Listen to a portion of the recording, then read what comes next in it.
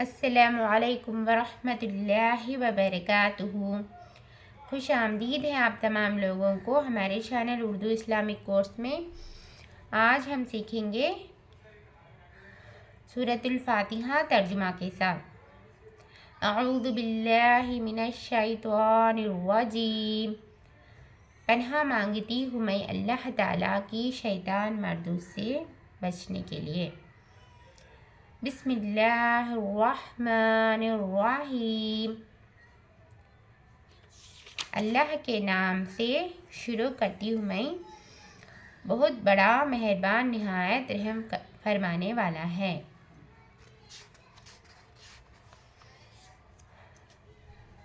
الحمد للہ رب العالمین۔ سب تعریف اللہ تعالیٰ کے لیے ہے جو تمام جہانوں کا پالنے والا ہے۔ الرحمن الرحیم، بڑا مہربان نہایت رحم کرنے والا ہے۔ مالک یوم الدین، بدلے کا دن یعنی قیامت کا دن کا مالک ہے۔ ایاک نعبد و ایاک نستعین، ہم صرف تیری ہی عبادت کرتے ہیں اور صرف تجھ سے ہی مدد چاہتے ہیں۔ اہدنا الصراط المستقیم، ہمیں سیدھی اور سچی راہ پر چلا۔ صراط الذین انعمت علیہم غیر المغضوب علیہم ولا الضالین، آمین۔ ان لوگوں کا راہ جن پر تو نے انعام کیا، ان کا راستہ ہمیں دکھا اور ان کے راستے پر ہمیں چلا، اور ان کی نہیں جن پر غضب کیا گیا اور نہ گمراہوں کا، یعنی جن لوگوں نے پر اللہ کا غضب نازل ہوا، جن لوگ گمراہ ہو گئے، ان لوگوں کا راستہ اللہ تعالیٰ ہمیں نہیں دکھا۔ جو نیک لوگ تھے ان لوگوں کا راستہ اللہ تعالیٰ تو ہمیں دکھا بول کر یہ سورۃ الفاتحہ قرآن مجید کی سب سے پہلی سورت ہے۔ احادیث میں سورۃ الفاتحہ کی بہت بڑی فضیلت آئی ہے۔ فاتحہ کا معنی آغاز اور ابتدا بول کر آتا ہے۔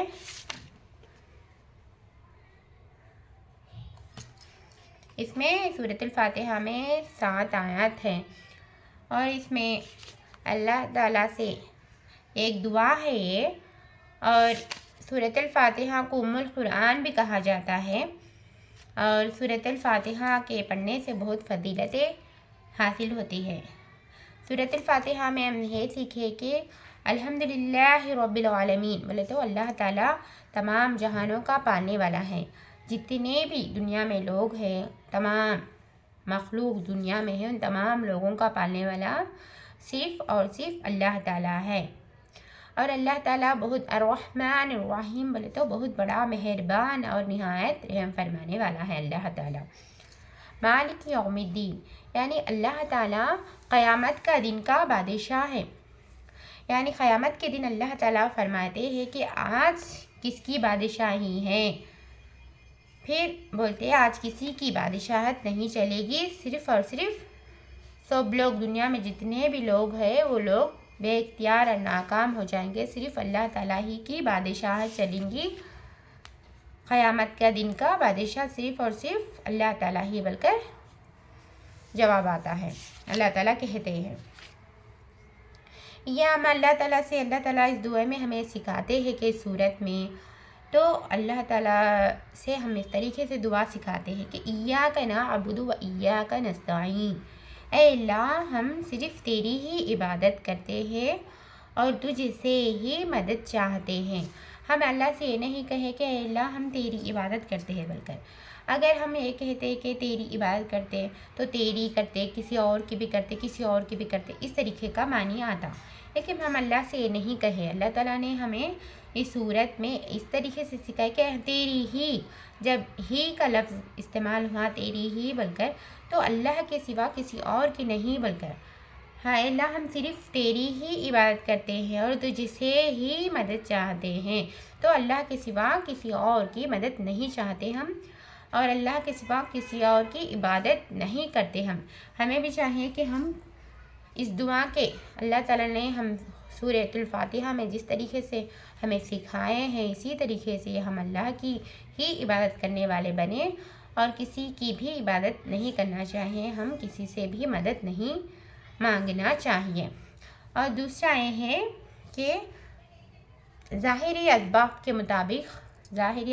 کے مطابق یعنی ہم گھر میں ضرورت ہے تو ہم کچھ بھی چیزوں کی ضرورت ہے، ہم اپنے پڑوسیوں سے کچھ مانگ سکتے، اور بیمار ہے دوا میں علاج کر سکتے، اور گھر کے شوہر اپنی بیوی سے کچھ کام لے سکتے، مدد چاہتے، یہ سب کیا ہے؟ ظاہری اسباب کے مطابق ہم ایک دوسروں کی مدد لے سکتے ظاہری طور پر، لیکن جب ظاہری طور کے باہر یعنی کوئی شخص فوت شدہ ہے، جیسے انبیاء ہیں، شہداء ہیں، نیک انسان ہیں، جو اپنے نظروں سے اوجھل ہے، نہ سن سکتے نہ دیکھ سکتے، ان لوگوں سے ہم مدد نہیں چاہنا ہے۔